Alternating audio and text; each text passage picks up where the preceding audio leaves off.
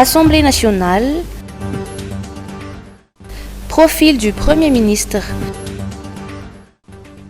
Le vice-président de l'Assemblée nationale, Nevra Ouldine, député du 5e arrondissement d'Antananarive, a souligné hier qu'en vertu de l'article 54 de la Constitution de la République, il appartient au groupe parlementaire majoritaire à l'Assemblée nationale, notamment l'IRD, de proposer le nom du Premier ministre de futur gouvernement.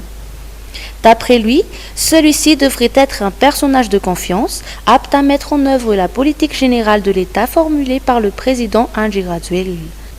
Le député Nevra Ouldine a rappelé que le gouvernement qui sera mis en place devra faire preuve d'efficacité dans ses actions et réalisations et veiller à toujours obtenir des résultats probants. Nevra Ouldine a contesté énergiquement la mise en place éventuelle d'un gouvernement de consensus ou d'ouverture. Nous ne sommes plus en période de transition ni dans une situation de trouble. Les élections ont été réalisées et le président de la République a été installé officiellement, a-t-il expliqué. Andry Rajoelina. Discours de la Saint-Sylvestre. Dans la soirée du dimanche 31 décembre, le président de la République adressera à la nation son 5e discours de la Saint-Sylvestre, le premier de son second mandat. Ce sera l'occasion pour le chef d'État de prononcer ses vœux de Nouvel An au malgache qui seront diffusés sur les chaînes de télévision.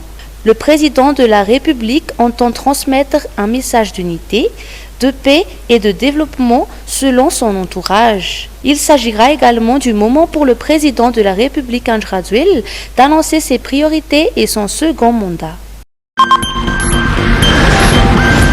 Gestion des risques et catastrophes. Préparer les communautés. En vue d'instaurer une coordination des activités de résilience des communautés aux aléas climatiques, un protocole d'accord a été signé hier par le DG du BNGRC et le projet de développement urbain intégré et de résilience du Grand Antananarive Produire, représenté par le directeur général et l'aménagement du territoire de l'équipement. Ainsi, pour assurer la préparation des communautés à la gestion des risques et catastrophes, il est prévu de mettre en œuvre diverses activités telles que les élaborations ou mises à jour du plan de contingence communale, la réalisation d'exercices de simulation dans la CUA que les communes périphériques. Il en est de même de la dotation d'équipements spécifiques d'intervention en cas d'urgence. Sakara Beermanan, directeur général de l'aménagement du territoire et de l'équipement, a précisé que cette convention porte essentiellement sur la protection d'Antananarive et des zones d'intervention du projet Produire afin d'amener la population à avoir les bons réflexes face aux éventuelles catastrophes.